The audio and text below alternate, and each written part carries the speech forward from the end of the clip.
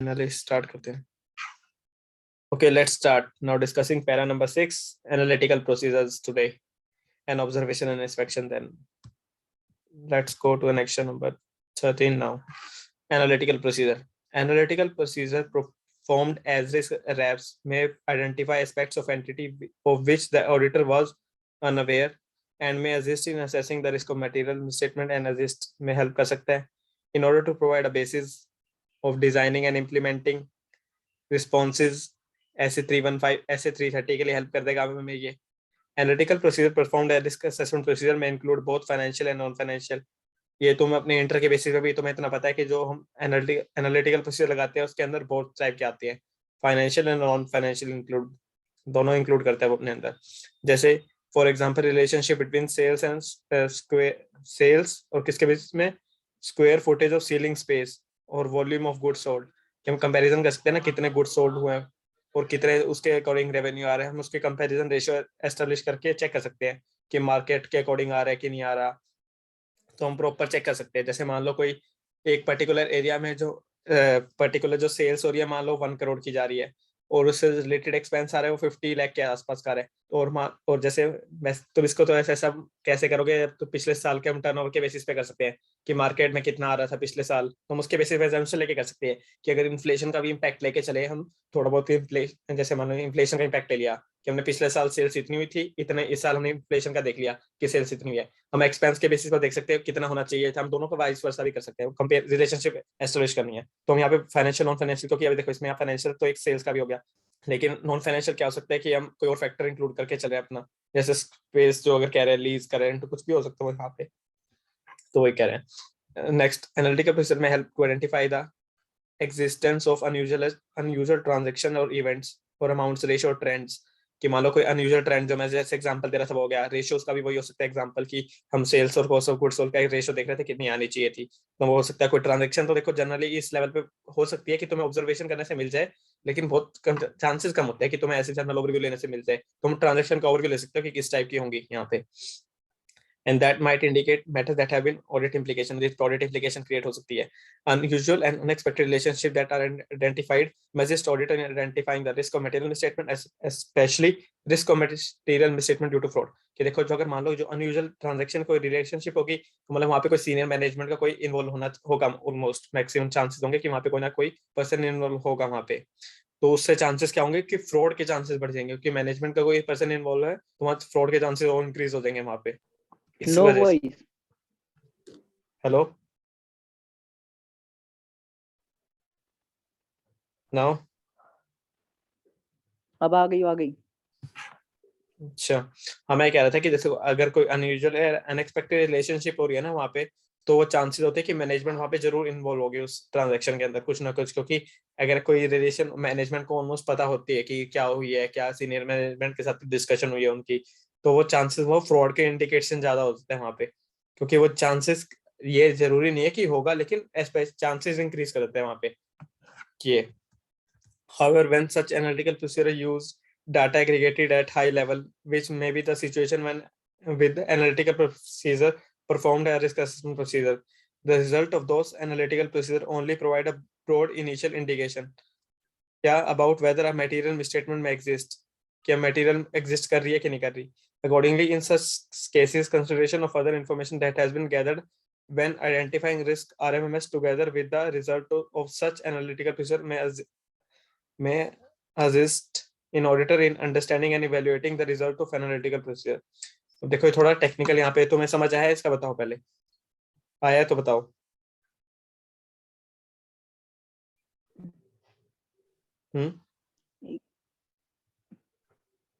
एक सेकंड भाई समझने दो. चलो हाँ ले लो टाइम थोड़ा सा देखते हैं.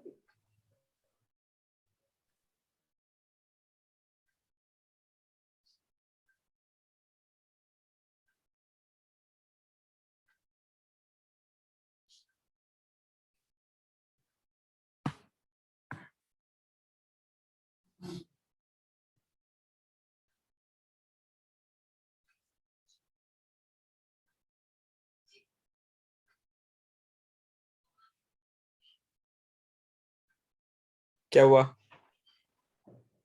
नहीं समझ आ रहा भाई वाला. नहीं आ रहा. कि तुम तो ऐसे 320 315 करके आए हो ना अपने उसमें। हमने तो भाई 6 पेज का वो पढ़ा था बस, जो सर ने पढ़ाया था उस टाइम पे। किरण, what's your interpretation on this, or what's your take on this? Yes. So Hmm. okay. So I think here what it means is like if we use analytical procedure as risk assessment procedure as we get to know whether further audit procedures, like what all further audit procedures to be done, right? So basically here we can use analytical procedure in the initial stage as well, which will help us to know whether there exists a material misstatement, because if there exists a material misstatement, we can further do audit procedure to find out more about it. So I interpreted it in that way. So I'm not sure if that is correct. 50% you can say, 50-60% is right but not absolutely.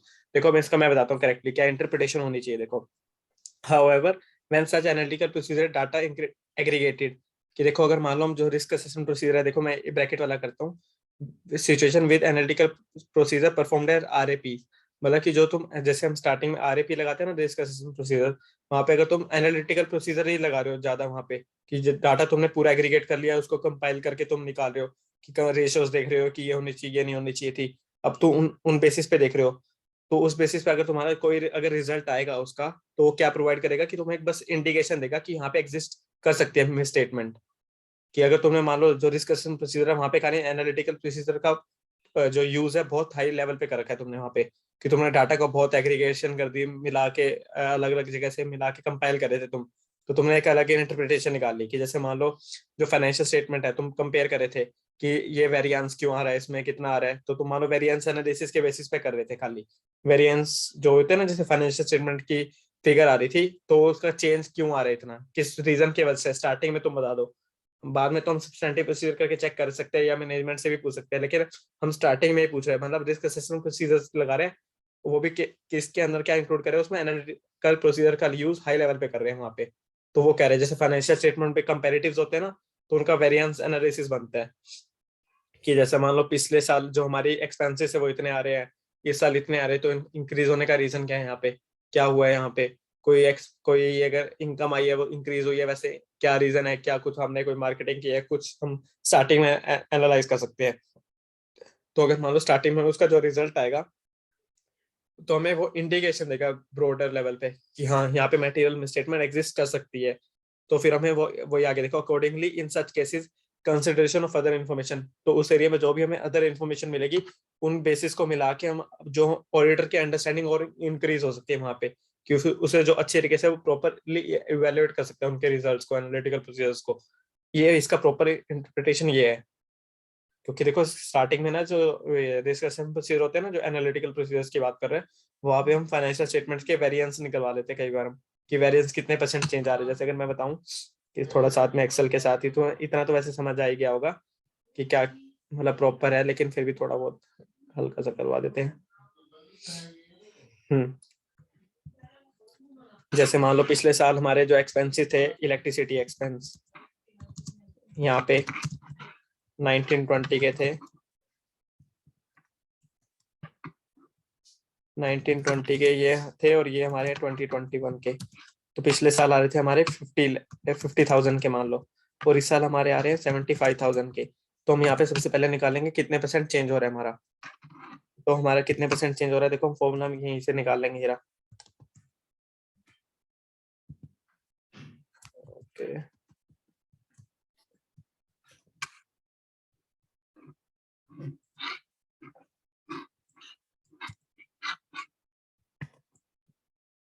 As a percentage of, हमने किसका निकालेंगे, percentage किसका निकालेंगे, देखो इसका 50,000 के basis पे कि हमारा कितना होना चाहिए था यहाँ पे।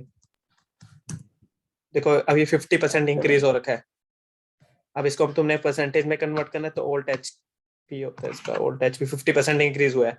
ऐसे हम पूरी देखो, एक तो मैंने तुम्हें एक एक्सपेंस का वो दिया है, अब यहाँ पे पूरा ट्रायल बैलेंस एक्सट्रैक्ट कर सकते हो तुम, फाइनेंशियल निकलवा सकते हो टैली से, एक जो भी सॉफ्टवेयर वो यूज कर रहे हैं, तो तुमने स्टार्टिंग में ले लिया कि इलेक्ट्रिसिटी एक्सपेंस, मल्टीपल एक्सपेंसेस आ रहे होंगे वहां पे, तो इंक्रीज हुआ। तुम यहाँ से स्टार्टिंग में देख सकते हो हाँ कितने % इंक्रीज हुआ पिछले साल से, क्या किस वजह से इंक्रीज हुआ, अब ये बताओ कि 50%। ये थोड़ा मटेरियल अमाउंट है ना। तो अब ये देखो जो नेक्स्ट एक्सपेंस हम ले लो, यहाँ पे हम कर सकते हैं कि रिपेयर एंड मेंटेनेंस, ये हो गया। ये रेंटल का भी ले सकते हो, अगर यहाँ पे रेंट का ले लिया तो हमने मान लो ले लिया था इसमें 20,000 का, 2,000 चलो कोई नहीं, 2,200 ले लेते हैं। तो इसी पे अगर मैं नीचे अप्लाई कर दूँ ये, तो 10% आ गया। तो हम वो अब यहाँ पे मेटीरियलिटी भी अप्लाई हो सकती है कि हम कितने % हमने मटेरियल रखना है, क्या एनालाइज करते हैं। क्योंकि देखो 10% है वो तो थोड़ा वो भी हो सकता है कि मार्केट की वजह से हो, इन्फ्लेशन की वजह से हो, तो वो भी। लेकिन 50% वो मटेरियल होगा वहाँ पे। तो हम स्टार्टिंग में पूछेंगे क्या होगा, इंडिकेशन क्या है, आप मैनेजमेंट को हमें कोई इन्फॉर्मेशन, अदर इन्फॉर्मेशन प्रोवाइड करेगी, ये हमने ऑब्टेन कर लिया। अब इसके बेसिस पे मैनेजमेंट के कमेंट क्या होंगे यहाँ पे, कमेंट, तो वो हमारे होंगे अदर इन्फॉर्मेशन हो सकती है वहाँ पे हमारी, या कुछ और इन्फॉर्मेशन कुछ वो प्रोवाइड करेंगे तो वो हमारी अदर इन्फॉर्मेशन हो जाएगी। तो ये बात कर रहे हैं यहाँ पे वो। तो नेक्स्ट अब आ गया, नेक्स्ट पे चलते हैं। देखो इतना समझ आ गया यहाँ तक, इसकी प्रॉपर क्या थी देखो। ये क्योंकि जो भी वो फिगर आएगी, देखो जो अब ये था, ये जो 50% चेंज हुआ, ये हमारी इंडिकेशन है कि अभी फाइनल है कि मैंने मटेरियल मिस को यहाँ पे मिस स्टेटमेंट और के कुछ गलत बुक कर लिया, वो हो भी सकती है। हम पूछेंगे यहाँ पे, डिटेल चेकिंग कर सकते हैं, इसके अंदर स्क्रूटनी कर सकते हैं कि क्या क्या आ रहा है। ये तो मैंने अमाउंट छोटी कर लिया, यहाँ पे मल्टीपल लार्ज अमाउंट भी हो सकती है, कोई चेंज ज्यादा हो सकता है, तो डिपेंड करेगा वहाँ पे कि कोई उन्होंने कोई लीज एक्स्ट्रा एंटर कर ली, कोई स्पेस एक्स्ट्रा ले लिया, उस वजह से क्रिएट हो गया। कोई प्रोजेक्ट उनका था कि वहाँ पे उनका इलेक्ट्रिसिटी एक्सपेंस चला गया, तो वो रीजन होंगे वहाँ पे। तो क्या कई बार ये हो सकता है कि मान लो कोई डबल एंट्री पास होगी, एक पर्सन ने कर ली, उसने वापस पास कर ली वो नरेशन करके, तो वो डिफरेंट मल्टीपल रीजन होंगे, वो तो अब एनालाइज करना पड़ेगा, वो तो हमें आगे असिस्ट करेगा तभी ऑडिटर को। नेक्स्ट आते हैं स्मॉलर एंटिटीज में। Some smaller entities may not have interim और monthly information, monthly in financial information that can be used for purpose of analytical. कि देखो कई होती है वो तो स्टार्टिंग ईयर एंड पे पास करते हैं एंट्रीज, ये तो सबको ही पता है। जो ऑडिटर होते हैं स्मॉलर एंटिटीज को इतना पता चलता है कि वो कई बार खाली ईयर एंड पे एंट्रीज पास कर देते हैं कि एक बार ले ली तो हमें सारी पास करते रहेंगे। या फिर उनके पास कोई, जैसे जो टॉप कंपनीज या कॉर्पोरेट्स होंगे उनके पास मंथली बीआरएस होगा, बैंक रिकंसिलेशन स्टेटमेंट। तो जो स्मॉलर एंटिटीज होंगे वो मंथली बनाएंगे नहीं, तो वो डिपेंड कर सकते हैं वहाँ पे। तो उस केस में हम ये वही बात कर रहे हैं यहाँ पे एग्जांपल में। In this circumstances although the auditor may be able to perform limited, अब देखो वो लिमिटेड कर सकता है कि जहां जहां उनके पास अवेलेबल होगा वहां तक कर सकता है। For purpose of planning audit और obtaining information through inquiry, inquiry से हम पूछ सकते हैं। तभी स्मॉलर एंटिटीज में ये अप्लाई इतना नहीं कर सकते तुम इसको ज्यादा। The auditor may need to plan to perform analytical procedures to identify and assess risk of material misstatement when an early draft of financial statement is available। कि देखो जो स्मॉलर एंटिटीज होती है ना, वहाँ फाइनेंशियल कई बार लेट बनता है, क्योंकि जो कॉर्पोरेट्स होंगे, बिग कॉर्पोरेट्स, वो तो जल्दी बना लेंगे अपना फाइनेंशियल भी, ड्राफ्ट भी। क्योंकि फसली तो ड्राफ्ट बनेगा ना, क्योंकि चेंजेस तो आगे होंगे जब ऑडिट होगी, वहाँ पे कोई ऐसी एक्स्ट्रा इन्फॉर्मेशन मिल गई, कोई ट्रांजेक्शन मिल गया तो चेंज हो सकता है वहाँ पे। तो ये हो गया। लेकिन जो स्मॉलर एंटिटीज होंगे वो फाइनेंशियल अपना बाद में प्रोवाइड करती है कई बार, या स्टार्टिंग में तो करते नहीं। देखो अगर बिग कॉर्पोरेट्स में मांगोगे तो हम कह सकते हैं वहाँ पे कि हमें इस डेट तक हमें फाइनेंशियल प्रोवाइड कर दो, तो स्टार्ट ड्राफ्ट वो भी कि 31 मार्च को हमें प्रोवाइड कर दो, हमें एनालाइज करना अपना, एनालिसिस करना है, या पहले भी मंगवा सकते हैं हम कि एक बार हमें पहले ही प्रोवाइड कर दो कि हम चेक कर लेंगे कितना आ रहा है भाई यहाँ पे, तो वो कर सकते हैं। लेकिन स्मॉलर एंटिटीज के केस में ये नहीं होता कि वो कई बार नहीं बनाते, वो बाद में बनाएंगे। तो वो कैसे कर सकते हैं हम एनालाइज वेरिएंस एनालिसिस को, जब तक फाइनेंशियल हमारे पास पूरा रेडी नहीं होगा उसके बेसिस पे नहीं कर सकते। ये वो बात कर रहे हैं यहाँ पे कि जब भी हमारे पास ऑडिटर के पास अवेलेबल होंगे वो फिर कर लेगा एनालाइज उनको। नेक्स्ट अब आते हैं, देखो हमारा वो खत्म हो गया एनालिटिकल प्रोसीजर्स का। अब हम आते हैं ऑब्जर्वेशन एंड इंस्पेक्शन पे। ऑब्जर्वेशन एंड इंस्पेक्ट में involve support inquiries of management and others, management से इंक्वायरीज कर सकते हैं वहाँ पे। एंड में also provide information about the entity and environment, कि कई बार ऑब्जर्वेशन इंस्पेक्शन करने से तुम निगरानी कर रहे हो, देखो स्टार्टिंग में जाके कि हाँ ये चीज ऐसे चल रही है, कौन अकाउंटिंग कर रहा है, कैसे कर रहा है, कोई कंट्रोल है कि नहीं, वहाँ पे तुम जनरल कंट्रोल भी ले सकते हो, चेकिंग कर सकते हो वहाँ कि क्या होगा। एग्जाम्पल ऑफ सच, देखो यहाँ पे जहाँ पे अगर एग्जाम्पल आ रहे हैं ना, वो क्वेश्चन अगर तुम एग्जाम सिनेरियो की बात करोगे तो यहाँ से वो पूछ सकते हैं। देखो एग्जाम्पल अगर मल्टीपल पॉइंट्स होंगे तो वो पूछ सकते हैं यहाँ से। देखो ये रहा कि एग्जाम्पल अब क्या होंगे, कोई केस बना देंगे, बताओ उनके क्या आंसर होंगे कि ऑब्जर्वेशन से रिलेटेड एग्जाम्पल बताओ, कि जिनसे एग्जाम्पल बताओ ऐसे ऑडिट प्रोसीजर जिनसे हम ऑब्जर्वेशन इंक्लूड हो सकते हैं वहाँ पे ऑब्जर्वेशन एंड इंस्पेक्शन के। तो तुम्हें बताना पड़ेगा क्या क्या हो सकते हैं। जैसे एंटिटीज ऑब्जर्वेशन हो सकता है, डॉक्यूमेंटेशन रिकॉर्ड्स, मतलब उनके रिकॉर्ड्स का कंट्रोल मैनुअल चेक कर सकते हो कि हाँ उनके जो कि जैसे उनके उन्होंने कोई कंट्रोल बना रखे कि अकाउंटिंग ऐसे होगी कि इनकम इनके ऐसे रिकॉग्नाइज होगी, तो उनके अकाउंटिंग पॉलिसी का मैनुअल हो सकता है, कंट्रोल का हो सकता है, इंटरनल कंट्रोल का कि कैसे कैसे मेंटेन कर रखे उन्होंने, वो सब हो सकता है। वो डिपेंड करेगा entity to entity. Next, reports prepared by management such as quality, वो इंटरिम फाइनेंशियल स्टेटमेंट, मान लो किसी की इंटरिम ऑडिट होती है तो वो फाइनेंशियल भी बनाएगी इंटरिम, क्योंकि जो लिस्टेड जो एंटिटीज होती है वो अपने इंटरिम तो करवाती है वहाँ पे, बाकी भी करवाती है, लेकिन उनके तो मैंडेटरी होती है कि सेबीज की रिक्वायरमेंट होगी, कोई और लॉ की रिक्वायरमेंट होगी, तो उन्होंने करवाना पड़ता है अपनी। या फिर क्वार्टरली ऑडिट भी हो सकते हैं, इंटरनल ऑडिट, तो वो रिपोर्ट हो सकती है उनकी मैनेजमेंट रिपोर्ट कोई होगी, जैसे हमने कल इंटरनल ऑडिट रिपोर्ट पढ़ा था वहाँ पे। और मिनट्स हो सकते हैं टीसीडब्ल्यू की या बोर्ड ऑफ बीओडीज के जो उन्होंने मीटिंग कंडक्ट किए होंगे, तो वो मंगवा सकते हैं। तो ये हो गया। और लास्ट क्या, entities premises and plant facilities, कि उनकी जो प्रॉपर फैसिलिटीज है कि नहीं, कि हम कभी भी जाके इंस्पेक्ट कर सकते हैं, हाँ इंस्पेक्शन से देख सकते हैं, हाँ ये एक्सपेंस हो रहा है, तो मान लो हमने पहले एक ट्रायल बैलेंस पे ओवरव्यू ले लिया, हाँ ये एक्सपेंस आ रहे हैं, तो हम वहां जाके चेक कर सकते हैं इस पे ये हो रहे हैं कि नहीं हो रहे, कि हम वो इंस्पेक्शन आ गया, ऑब्जर्वेशन करोगे तुम वहां पे जाके, उनके प्रीमाइस देखोगे, उनके ऑपरेशंस देखोगे, डॉक्यूमेंट्स रीड कर सकते हो, वो भी एक ऑब्जर्वेशन है उनकी स्टार्टिंग पे। बस हम डिटेल में चेकिंग नहीं कर रहे, हम ऑब्जर्वेशन देख रहे हैं, बस खाली ऑब्जर्व कर रहे हैं अभी सामने जाके बस। इन दोनों में किसी चीज को डाउट हो तो बताओ, फिर नेक्स्ट पे चलते हैं पापा। एनालिटिकल और ऑब्जर्वेशन एंड इंस्पेक्शन पे बताओ, कोई डाउट है इतने में अभी तक? भाई ऑब्जर्वेशन और इंस्पेक्शन तो अलग अलग है ना, तो ये जो एग्जांपल दे रखे हैं इसमें से ऑब्जर्वेशन और इंस्पेक्शन में अलग अलग कैसे हैं, मतलब किसका कौन सा है? क्यों, ऑब्जर्वेशन इंस्पेक्शन क्या होता है बताओ? ऑब्जर्वेशन में तो मतलब उसको देखता है वो कि वो काम कैसे चल रहा है, इंस्पेक्शन में उसके काम को चेक करता है, मतलब कि खुद ही करके, मतलब एक बार इंस्पेक्ट करता है। ऑब्जर्वेशन तो देखना हुआ, मतलब उसको ऊपर से कि कैसे कर रहा है, करते हुए देखना। हाँ, और तो तुम उसे इंस्पेक्शन का मतलब जैसे इंस्पेक्शन में तुम वही कर सकते हो कि वो प्रॉपर काम, तुमने उसकी रिपोर्ट ले ली, तुम उसको इंटरप्रेट कर रहे हो, जैसे ये जो क्वार्टरली मैनेजमेंट रिपोर्ट बनाई है, तुम उसको इंस्पेक्शन करोगे वहां पे जाके, या तो जो जैसे तुम एंट्री प्रीमाइसिस के अंदर जाओगे वहां पे प्लांट फैसिलिटीज करोगे, तो वहां पे इंस्पेक्शन कर सकते हो उनकी, हाँ ये सारी चीजें सही चल रही है, कि ऑपरेशन सही चल रहा है कि नहीं चल रहा। अब वो तो डिपेंड करेगा कि ना उनका ऑपरेशन किस लेवल का है, क्या एंटिटी है, नेचर क्या एंटिटी का, वो डिपेंड करता है वहाँ पे। कि इंस्पेक्शन भी है वहाँ पे, तुम किस चीज की इंस्पेक्शन करोगे, उनके मिनट्स की रिपोर्ट कर सकते हो, उनके क्या रिपोर्ट की इंस्पेक्शन कर सकते हो वहाँ पे, हाँ ये चीज़ है, ये उनके मैनेजमेंट से अच्छी तरीके से इंस्पेक्शन कर सकते हो, उनके काम की चेकिंग कर सकते हो। वो तो आगे डिटेल लेवल पे आगे भी होती रहेंगी इंस्पेक्शन, तो ऐसा तो है नहीं कि एक बार ये खाली प्रोसेस है, तुम आगे इंस्पेक्शन वो तो चलेंगी आगे जिस बेसिस पे, वो तो समझे। समझ गए भाई। चलो पापा नेक्स्ट पे आते हैं अपने। पैरा नंबर 6 पे कंप्लीट हुआ। डिस्कशन प्रोसीजर में 3 आ गए। इंक्वायरीज कर ली हमने मैनेजमेंट से, कोई उनके अदर पर्सनल्स थे, इंटरनल ऑडिट रिपोर्ट इशू कर ली हमने, चेक कर ली, ऑडिटर की जजमेंट देख ली, कोई और पर्सन जो रेलेवेंट था वहाँ पे, एनालिटिकल प्रोसीजर अप्लाई कर लिए, ऑब्जर्वेशन और इंस्पेक्शन कर लिया। अब नेक्स्ट आते हैं क्या, auditor shall consider whether information obtained from auditor client acceptance and continuous process is relevant.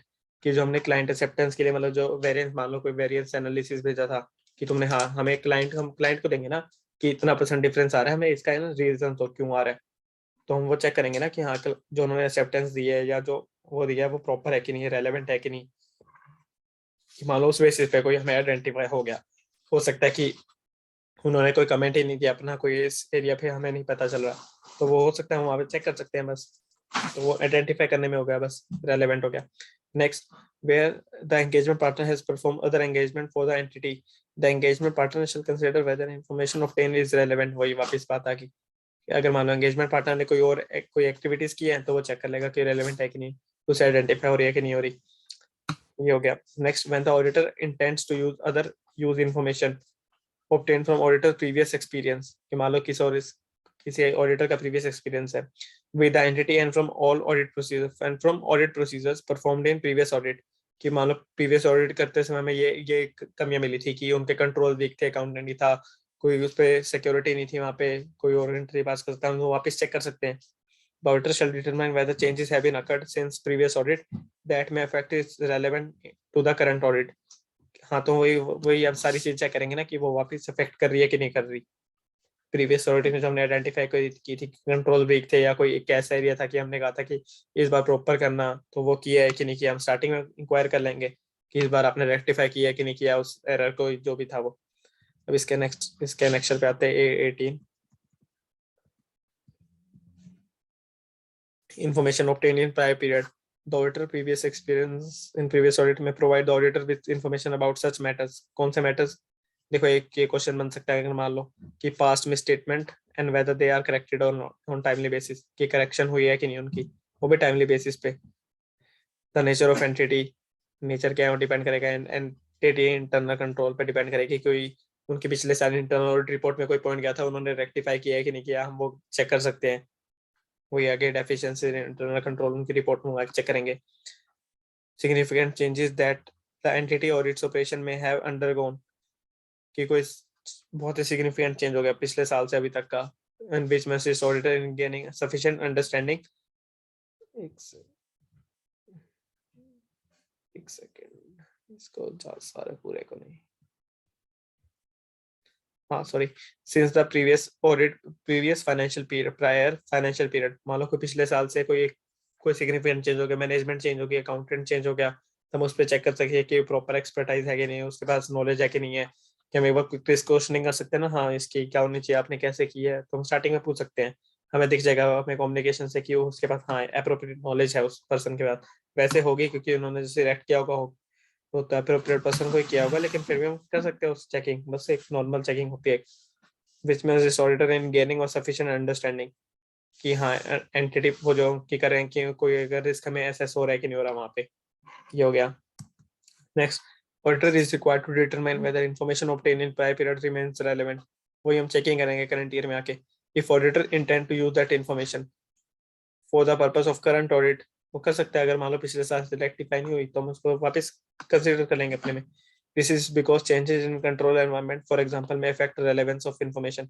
कि मान लो वही कंट्रोल्स नहीं थे वहाँ पे, तो जो हमें इन्फॉर्मेशन मिली है क्या पता वो भी रिलाय हम उस पर रिलायंस ना रहे हम, क्योंकि वो भी एब्सोल्यूट प्रॉपर हो नहीं सकती, कोई उसके अंदर कोई डेफिशिएंसीज हो उसके अंदर. To determine whether changes have been occurred that may affect the relevance of such information, auditor में make inquiries, वही आगे inquiries कर सकते हैं. and perform other appropriate audit procedure, जो भी circumstance पे डिपेंड करेगा हम, क्योंकि उस वो डिपेंड करेगा ना कि circumstance के वहाँ पे क्या क्रिएट हुआ है. such as walk throughs of relevant system, कि हम सिस्टम की चेकिंग कर सकते हैं, हाँ सिस्टम प्रॉपर हुआ है कि नहीं. पिछले साल जिसे उन्होंने ERP में कहा था कि हम स्टॉक लेवल मेंटेन करके रखेंगे, कितना रिक्वायर्ड होगा तभी हम क्वांटिटी मंगवाएंगे, तो हम वो चेक कर सकते हैं कि इस बार इंप्लीमेंट हुआ है कि नहीं वो. तो वो एग्जांपल हो गया. लास्ट देखते हैं और कितना है.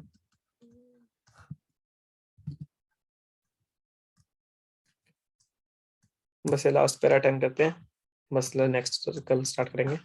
The engagement partner and the other key engagement team members shall discuss the suspectability of entity's financial statement to material misstatement and applicability of financial reporting AFRF to entity's fact and circumstances.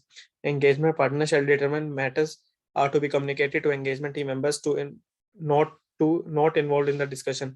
कि मान लो जो engagement partner से अपनी discussion की थी management से, तो उसके वहाँ पे कोई उसको सस्पेक्ट हुई थी कि हाँ ये चीज थी, ये हम उसको नहीं हुई थी, ये कमी थी वहाँ पे, कि उसने आइडेंटिफाई कर ली एंगेजमेंट पार्टनर ने, तो हम अपने टीम मेंबर को डिस्कस कर देंगे. अगर वो मीटिंग में इन्वॉल्व नहीं था तो वही बात करें कि अगर वो पर्सन इन्वॉल्व नहीं था एंगेजमेंट टीम मेंबर मीटिंग में, क्योंकि जो मान लो जूनियर आर्टिकल है या कोई सीनियर आर्टिकल भी था थोड़ा जो सेकंड ईयर का था, वो इन्वॉल्व नहीं था वहाँ पे, तो हम उसको बताएंगे. या कोई नया ज्वाइन हुआ बीच में उस ऑडिट की, तो हम उसको इन्फॉर्म करेंगे वापस. तो ये बात करें. अब इसका बस लास्ट है नेक्स्ट 20 देखते हैं. Discussion among engagement team member about suspectability of entity's financial statement to material misstatement provides opportunity for more experienced engagement team members, including engagement partner, to share their insights on the basis of their knowledge. कि देखो जो experience होगा, जो एक तो वो तो गया ही होगा जिसके पास ज्यादा एक्सपीरियंस है उससे रिलेटेड, एक तो पार्टनर जाएगा उसका डिस्कशन के लिए और एक जाएगा उसका एक्सपीरियंस टीम मेंबर वहाँ पे, या तो मैनेजर भी हो सकता है, वो डिपेंड करेगा केस टू केस कि कौन जा रहा है वहाँ पे. तो वो आ गया कि वो हमें अपने इंसाइट्स प्रोवाइड करें ना, क्योंकि उसके पास प्रॉपर एडुकेट नॉलेज है वहाँ पे, तो वो अच्छी तरीके से गाइड कर सकते हैं अपने अदर टीम मेंबर्स को. Allows engagement team members to exchange information, वही एक्सचेंज करने में about the business risk to which the entity is a subject, कि business risk about and about how and where financial statement might be suspectable, कि कहाँ पे हो सकते हैं कि ये चीज प्रॉपर रिलाय ना हो, कि वहाँ फ्रॉड और एरर हो सकता है वहाँ पे, तो अच्छी चेक कर सकते हैं वहाँ पे. assist engagement team members to gain better understanding of potential misstatements of financial statement in specific areas assigned. मान लो जो मैंने असाइन किए थे उसको कि वहाँ पे कोई और उसे प्रॉपर एडुकेट नॉलेज हो, जैसे कोई जूनियर आर्टिकल था, हमने उसे एक्सपेंस की ऑडिट दी थी, कोई पर्टिकुलर मान लो पेरोल की एक्सपेंस दी थी, तो पिछले साल हमने कोई इसके एरिया आइडेंटिफाई किया था उसमें, तो उसको गाइड करके चलेंगे कि ये इस एरिया को थोड़ा ध्यान से चेक कर लियो, यहाँ पे कोई एक इस रिलेटेड पर्टिकुलर कोई टीडीएस क्रिएट हुआ था उस, ये जो मान लो किसी आउटसाइड की पर्सन को पेमेंट जा रही थी, उस पर टीडीएस अप्रोप्रिएट रेट से नहीं हुआ, तो वो चेक कर लेना उस पर वहाँ पे, तो वो गाइडेंस दे सकते हैं उसको. And then to understand how the result of audit procedure that may affect the other aspect, कि वहाँ पे जैसे TDS अगर वहाँ पे प्रॉपर होगा तो हम आगे रिलायंस ले सकते हैं वहाँ पे, लेकिन वो गलत हुआ तो आगे भी गलत हो सकता है वो, तो कि उसके आगे से एंटी डिसाइड होंगे आगे की फर्दर ऑडिट प्रोसीजर में इंक्रीज होगा डिक्रीज होगा. एंड प्रोवाइड अ बेसिस, ये बेसिस प्रोवाइड करता है किसके लिए, अपॉन विच मैं engagement team member communicate and share in new information obtain through out the audit, कि मान लो जो न्यू एंगेजमेंट टीम मेंबर था वो अपने आगे फिर प्रोवाइड कर सकते हैं ना कि न्यू इन्फॉर्मेशन कुछ कि जो उनके असेसमेंट को अफेक्ट कर सकती है. तो ये आ गया बस लास्ट 2 पॉइंट. ऐसे 240 provide further requirements guidance in relation to discussion about, देखो फ्रॉड वापस आ गया, अगर कोई फ्रॉड होगा तो ऐसे 240 पे चले जाना सबसे पहले तो. तो last point, it is not always necessary और practical for discussion to include all members in single discussion. ये देखो हम सारे पर्सन को इन्वॉल्व तो नहीं कर सकते कि जहाँ मान लो सीईओ कोई कंपनी का बैठे, कोई सीएफओ बैठे, तो वहाँ पे अपने जूनियर आर्टिकल तो करेंगे नहीं, वो करेगा क्या वहाँ पे, उसको समझ ही नहीं आएगा, तो उसको हम स्टार्टिंग में इन्वॉल्व नहीं रखेंगे डिस्कशन में, कि जहाँ मान लो या मल्टी लोकेशन होगी, ऑडिट हो रही है, कोई फिजिकल स्टॉक ऑडिट हो रही है, तो हर जगह थोड़ा एक ही पर्सन को भेजेंगे, वहाँ पर डिफरेंट पर्सन को भेजेंगे. And not it is necessary for all members of to be informed of all the decision to be reached, कि जो डिस्कशन फाइनलाइज हुआ है तो उसको सबको पर्सन को रखने की रिक्वायरमेंट नहीं है हमें.